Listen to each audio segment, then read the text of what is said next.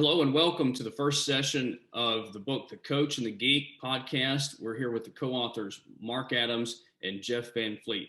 Gentlemen, welcome. We're glad that you're here and able to join us, and we're excited about this podcast series. I'd like to introduce you to the students, if I might, by giving you an opportunity to give us a couple minutes of background on who you are and what you've done and how this project came about. Mark, we'll begin with you if we could, please. Well, I'm the father of four sons, and Ben, it's wonderful to visit with you. You're an old and dear friend of mine, and to be able to talk about our book together with my other great friend and Jeff Van Fleet, it's really an honor to be here. And so, as a father of four, I've learned some lessons along the way, and certainly raising four boys has been a lot of fun. And during that time, I also leveraged my experience as a former college basketball coach for 17 years, and what a wonderful opportunity that was for me to grow professionally during that time of my life and understand the competitive world of athletics.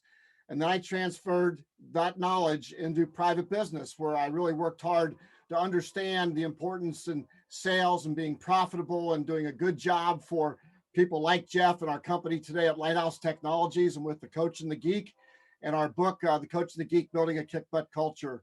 Bottom line is we really wrote this book as a team effort. And Jeff is very process oriented. I'm more of a ready, fire, aim kind of a guy. And between those two personalities, we soon came to understand that diversity of thinking could be effective in the fictional book about a coach who's conflicted between the need to win to save his job, and then also the want to be a good person and build his players into successful long-term people as fathers, as husbands, and as friends. And so that's a little bit of background for me. Jeff, how about you? Thanks, Mark. Thanks, Ben. I am excited to be here. Appreciate the opportunity to be on this podcast. I think for me, and I guess what I recall from our first conversation about this idea, Mark and I were actually driving on a sales call to visit a new customer, and we got into this conversation. I said, Mark, you coached a lot of teams, and you coached some really kind of bad teams. How did you motivate them? Like these guys, they didn't have very much talent. Like they hadn't won hardly at all. How do you get players like that or teammates like that even fired up and believing in a possibility of winning? And he started sharing this idea and the things he had done as a coach. And I said to him, Mark, I think you ought to write a book about that. And then Mark will say, well, he said, in fact, did say, hey, I think we ought to write a book about that. And this is the first book I've been involved with. It's been a great experience. The book marries real, even though we wrote it as a fictional book, kind of a fun read. It marries as a lot of truth to our lives in the book. And Mark as a coach and me as a technologist, I've started a company, Lighthouse Technologies, and we just finished or went across our 20-year anniversary here. So we're thrilled to be here and supporting customers and really making an impact. And I think as you move into the business setting, what it took me a while to realize as an entrepreneur was how much economic impact we can make as individuals as we start these small businesses. And this book helps share some ideas on our leadership that I think, and our experiences that I think will help other small business owners and frankly, sports teams. And it's interesting that you were able to come from such diverse backgrounds to unite and put this project together.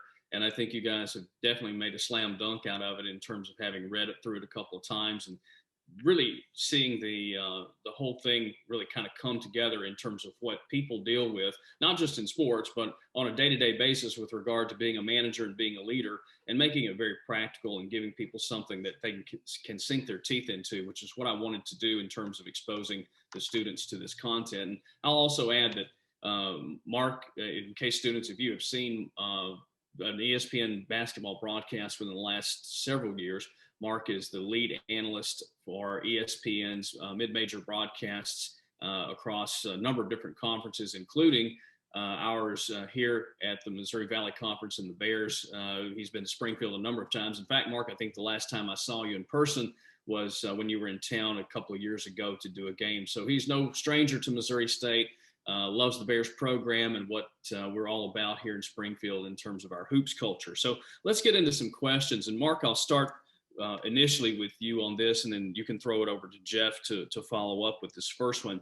Can you talk just a little bit about that first conversation that Coach Woodward and athletic director Alan Johnson have, and why that particular conversation in the disease of me topic here is so critically important?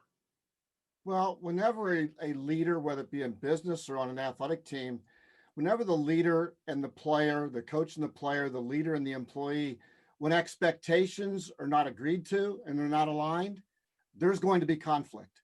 And that's really what that first conversation was all about, that the athletic director and the coach are not on the same page. The athletic director, and in many cases, leaders today look at the bottom line, whether it be a business of revenue generation or of an athletic director who's looking at wins. There's that short-term immediate gratification that's needed, and that defines success for some people. And for coaches oftentimes, and for leaders, that win or that big business deal that just got closed, that's winning, and that defines success for them.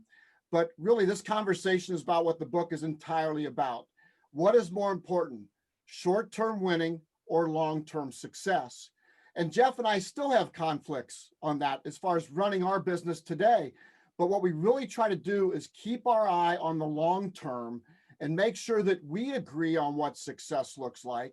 And then we can align that thinking together to make sure that we are on the same page moving forward. So that initial conversation was about expectations of one person versus the reality of another person. And those expectations were not aligned. And thus the overall conflict of the book between the coach and the athletic director of short-term winning versus long-term success. And Jeff? What I feel when I read that chapter is inherently existing conflict already between the two of them, right? You come into that meeting, you can tell they don't like each other. They're not on the same page, right? And you feel that, right? There's like disrespect both ways. And my advice to our daughters and my advice to you all listening is, as you are looking for opportunities in your career and you're trying to expand or trying to get a job, figure out what kind of culture you're looking for as a person and where you think you might fit. And you can tell they clearly had conflict. We don't know what really happened. Maybe someday there'll be a kind of a prequel to this thing where we can see the setup. But yeah, it's really kind of tenuous and uncomfortable. And I think Mark hit the nail on the head. It's sort of the antagonist that's the part of the book here that you're sort of not sure you want the antagonist to win or not win, right? But it definitely generates a lot of energy for the book. Absolutely. And this is a very realistic scenario in terms of how culture can even be one thing today and one thing tomorrow and create that antagonism as a result of that.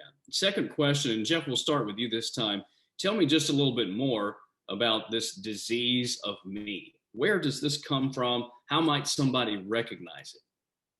I don't really want to suppose for other people, but I know for myself that I recognize it when I'm in a meeting and people are opposite. They're pushing against each other. They're not trying to be on the same side of the table. They're not looking for common ground. They're often you can tell egos are involved. You can tell they're not listening well. There's no active listening, right? They are simply trying to get you to shut up so they can make their point. And I think when you start feeling that and you feel like they're not really interested in you as a person and what your ideas really are, then I think you got a disease of me situation going on. Makes sense. And Mark, certainly no better scenario to talk about how egos affect things than in college athletics. Am I right? Well, ego stands for edge God out. And that's the way that I recognize the difference between a culture of we and suffering from the disease of me. And I've had so many opportunities to sit in locker rooms and boardrooms and listen to leaders. And the ones who say one word, I, the most, are the ones who suffer from the disease of me. A great example of building a culture of we was Abraham Lincoln during the Gettysburg Address in 1863. And Abraham Lincoln had penned 10 sentences. And in those 10 sentences of the Gettysburg Address, he used the word we 10 times and never used the word I. He was trying to reunite the country at that moment. To me, that's the real evaluation tool of, are we suffering from the disease of me, or are we trying to build a culture of we? And Ben, whenever I listen to leaders today, I simply chart how many times they say I and how many times they say we. It's amazing how many great leaders use a 2-letter word of we versus the 1-letter word of I. Makes perfect sense. And there's no way in the world that a team can be successful if the focus is on one individual. I don't care how big of a superstar they are. And that once that superstar is gone, if they're having success, certainly the success goes with them. And more than likely, they're not even experiencing success on the front end. Last question for this episode, and Mark, we'll start with you, and then you can flip to Jeff. How can one challenge this disease of me within an organization?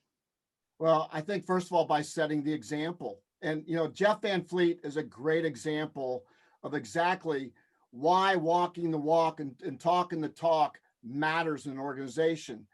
Jeff's been successful at Lighthouse Technologies for 20 years now.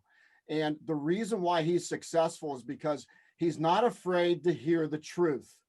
And oftentimes we have critical issues within our company where he and I disagree on things. But the bottom line is that we can challenge any idea. We can challenge anything at our company as long as we're open, honest, and that we come with information that backs up that honesty. And that's where I enjoy working with Jeff so much, and why we were successful in writing the book, because we both are willing to challenge the status quo. We're willing to challenge the disease of me by setting the example first together. I mean, we ask each other difficult questions when it requires a difficult answer to be given. And that's been the secret to our success.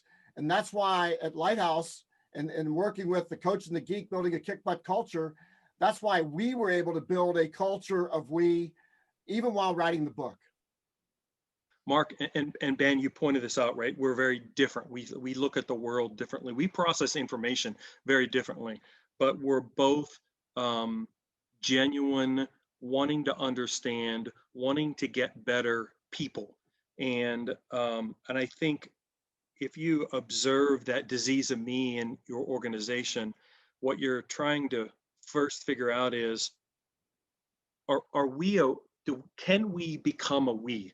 Can we move toward a group of individuals that collectively has the same kind of goals, a vision, a mission, or because what happens is if there's all these egos involved, everybody starts building up walls, and they're trying to protect themselves because they don't know how they're going to get attacked and when they're going to get attacked.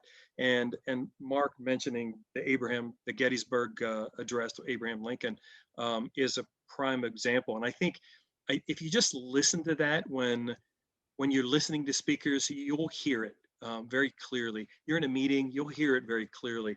And I think you're just trying to understand first, do we have an opportunity to affect change here and get on the same side of the table, or maybe not?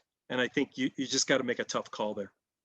Understood. And one common theme that I hear is this issue of trust in terms of the answers that you guys have given. And it's okay to come to the table with different perspectives. Clearly, you expect that. That's going to happen. And sometimes that's absolutely what you want. You want people coming in with some vastly different perspectives on an issue.